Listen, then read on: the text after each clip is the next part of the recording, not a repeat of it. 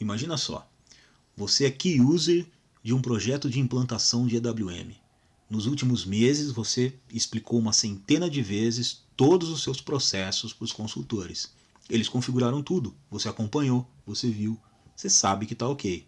Mas aí eles aparecem com um tal de UAT, ou os testes de aceitação. Um monte de documentos que você vai ter que preencher tudo de novo, fazer todos os testes de novo para entregar para eles. Você já está cansado do projeto, você tem um monte de coisa para fazer e você não tem mais paciência para ficar fazendo teste de uma coisa que funciona. E aí você faz um cenário, coloca no documento e passa para frente para se livrar dele. Fácil, né? É melhor você assistir esse vídeo.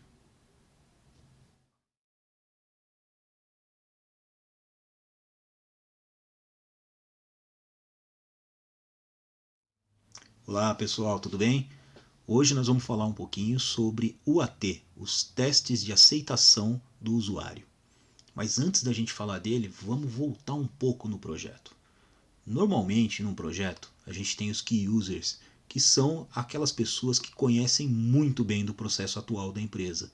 São as pessoas em que os consultores vão se apoiar para verificar qualquer processo que tenha que ser configurado, como que a gente vai fazer o desenho da solução, ou até um processo futuro, o que é aderente e o que não é aderente.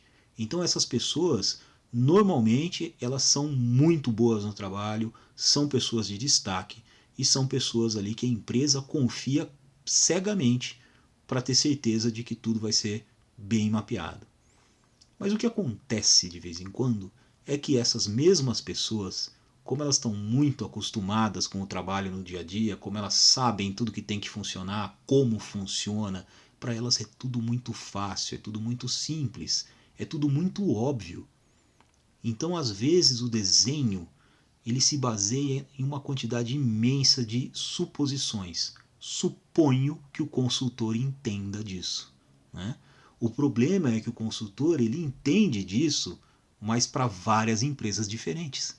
Não necessariamente só aquela que o usuário está trabalhando.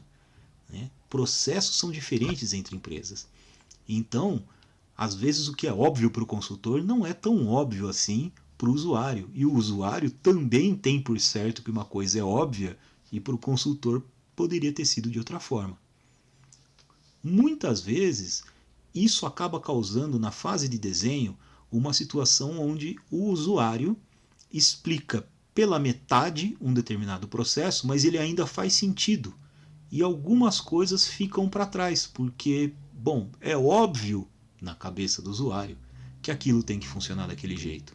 E o consultor também olha para aquilo e fala: bom, esse processo está bastante coerente. Né?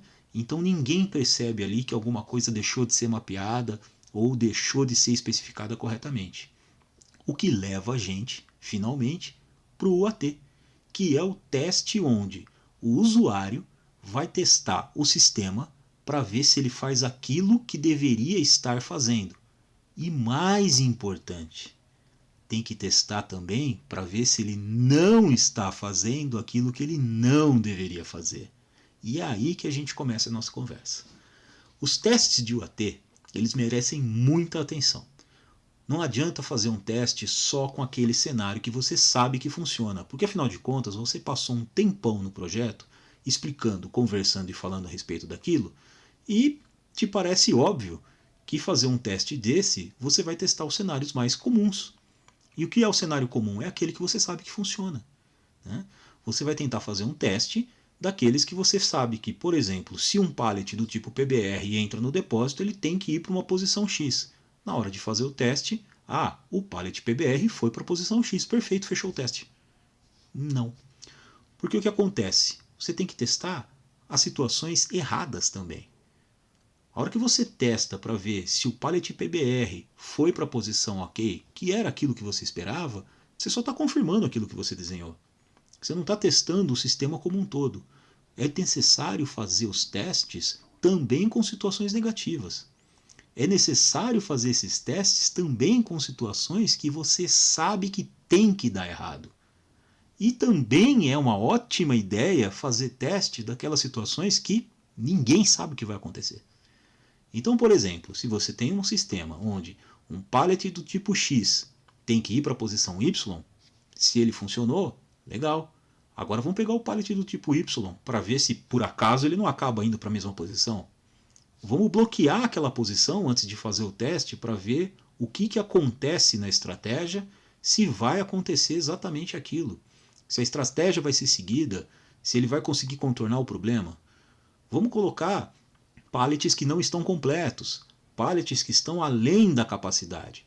Todas aquelas situações que você tem certeza que nunca acontecem, mas que no dia a dia acaba acontecendo, né? Porque a pior coisa é você descobrir que o sistema não faz alguma coisa ou que ele não foi configurado para fazer no dia que aconteceu. Aí é quando o caminhão está parado, aí é quando a nota não sai, aí é quando você não consegue armazenar, e aí é que o bicho vai pegar. Então, no momento do teste, tenha bastante atenção, seja bastante criterioso. Não teste só aquilo que você sabe que vai funcionar. Não teste só o cenário óbvio. Teste o cenário estranho. Teste o cenário de erro. Teste o cenário que você sabe que não tem que funcionar. Assim você vai conseguir encontrar todos os pontos do sistema que merecem ajuste. Ou até aquele processo que ninguém mapeou, porque era óbvio para um e não era para outro. Aquele processo em que o usuário tinha certeza que todo mundo entendeu, mas ele nunca tinha explicado. Ou aquele processo que ele até explicou, mas para o consultor ele entendeu de outra forma. Então, pessoal, teste. Teste muito. Essa é a parte mais importante na entrega de um projeto. Porque tem um detalhe. Os testes de UAT, eles marcam um ponto muito importante no projeto, porque eles definem a sua aceitação. É por isso que ele se chama UAT, User Acceptance Test, ou teste de aceitação do usuário. A partir do momento que o teste passou aí e o usuário entregou o documento dizendo que ele aceita, aquela configuração daquele ponto é dado como encerrada e aceita. Ou seja, tudo que está aqui está funcionando de acordo com o que foi contratado ou de acordo com o que foi pedido.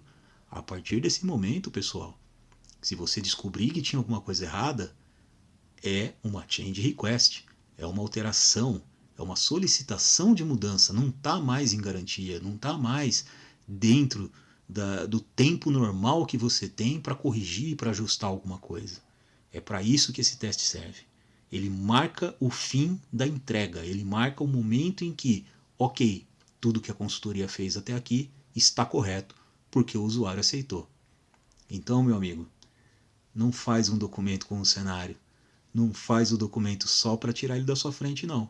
Faça com muito, muito critério.